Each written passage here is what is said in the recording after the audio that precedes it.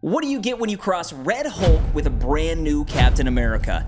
You get a pretty good movie. Captain America Brave New World is the latest entry into the Marvel Cinematic Universe, directed by Julius Ona and starring Anthony Mackie, Harrison Ford, and Danny Ramirez. And even though the last about half decade has been kind of an interesting ride for the MCU, I still find myself getting extremely hyped up when there's a new Marvel film coming out. I'd honestly be curious to know if you guys still get hyped up going into an MCU movie, because these films thrive off of hype. Hype during the film, but as well as hype for the future. And after seeing Captain America Brave New World, I just want to say that I think it succeeded on both counts. It was a pretty dang good time, but it's not without its issues, and so that's what I'm going to be talking about today. If you're new to the channel, my name is Jones Vibes. I talk about movies and TV, and today this is going to be a spoiler-free review for Captain America Brave New World, so you don't have to worry about getting spoiled unless you're the type of person that doesn't even want to hear anything that was like in the trailer. If you're that type of person, I don't really know what to tell you. Alright, so I had the opportunity to see this thing in IMAX, and I will say, if that's an option for you, I highly suggest it so you can see Red Hulk in all his glory. But upon walking out of the film,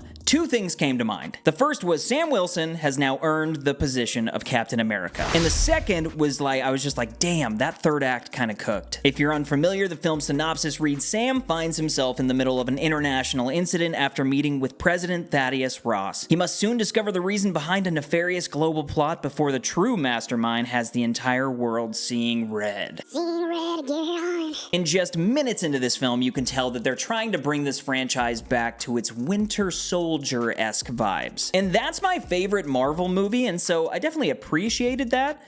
But when you shoot for that, you also invite comparison. And let's be real here, Winter Soldier is a damn masterpiece. It really is. It is. And so obviously, I anticipated going in that it was gonna fall short of that. And as I got deeper into the film, I did end up having a lot of criticisms that were running through my mind. A lot of criticism was coming up until about the last 45 minutes or so. The thing is, I'm the type that I just don't really let criticisms take me out of a movie and completely ruin the experience. And so in the end, if a film does end up emotionally resonating with me, if it hits me on a deep level, that can elevate my opinion on it big time. And there were some things in the final little bit of this film that did that for me. But with that being said, this film is very much still operating within the Marvel machine rather than having any sort of a personal touch like a Russo touch or a Coogler Marvel movie touch. And I really wasn't super familiar with Julius Ona going in, and after the fact I realized that he was the director of the Cloverfield Paradox, the Super Bowl phenomenon that turned out to just be a total bust because the movie sucked. But I honestly think that that speaks volumes as to what this movie was missing. It feels like a film that was manipulated and transformed to be perfect, but in doing that,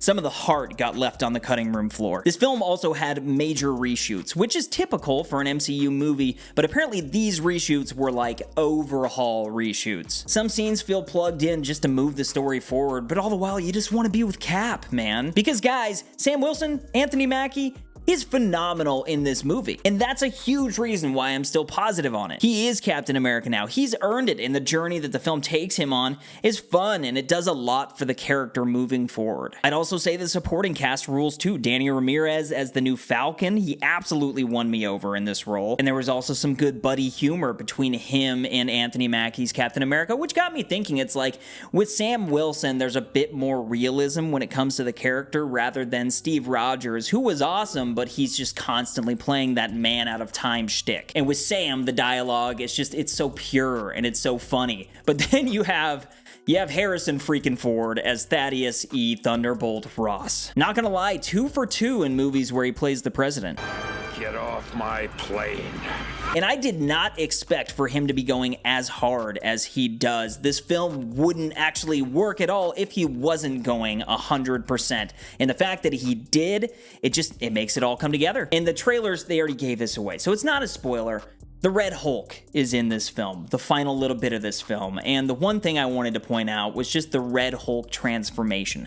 It's something that I found very interesting. It was very well played. It looked painful and brutal in a way that we probably haven't seen since The Incredible Hulk, and I think that's what they were going for. And so you got Red Hulk going up against Sam. It's just like, bro, it's so cool. Sam, this character that doesn't have the super serum, he's just a normal dude walking out there in front of the Hulk, going toe-to-toe. It's such a great thing to do for this character, especially in his first movie. But now for this one, I will say, Very mild spoiler warning, because you hear his voice in trailers and you see him in trailers, but some people might not know this out there. So this is a character, a villain in this film that if you don't know who I'm already talking about, please check out right now. But the leader is in this movie. And you get Tim Blake Nelson back, which is awesome. I love the connection there. And I'm not going to say really at what capacity the character is in this film or how much he's in this film, but I do think that this is the one thing out of the movie that's going to be the most hit or miss with the audience. As for me, it was actually kind of a hit, but I like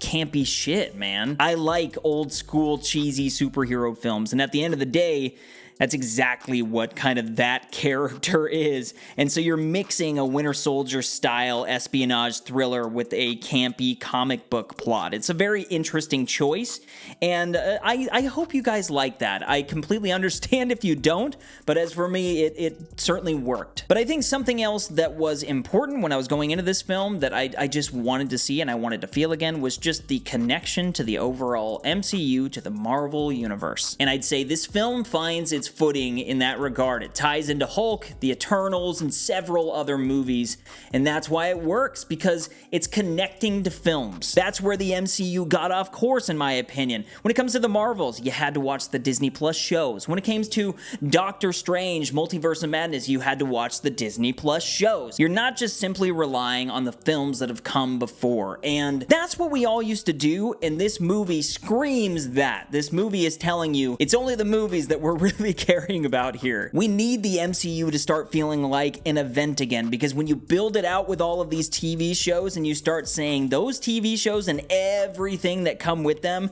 is very important to the overall universe, that's just too much to ask of an audience member. It's like Hulk has a son now? What the hell's going on? There's too much. And so I really think they need to prioritize narrowing it down, and I felt like this film was a good step in the right direction. I also would say that this movie set up the future really well. Brave New World set up the future of the MCU in a way that honestly gave me chills. There's a character that shows up in the film, I'm not going to say who it is, but they're simply put there to set up the future. There also is a post-credit scene, and the post-credit scene does have some pretty major implications. And so I'm really just hoping at this point that the payoff ends up being worth it, because we've had a lot of post-credit scenes that have gone nowhere. But to me, the formula of this film and the way that it all played out, and then especially the post-credit scene, it feels like now we're going somewhere. And that's how I wanted to feel walking out of the theater. But overall, Captain America 4, I liked it a lot. Is it the best MCU movie you'll ever see?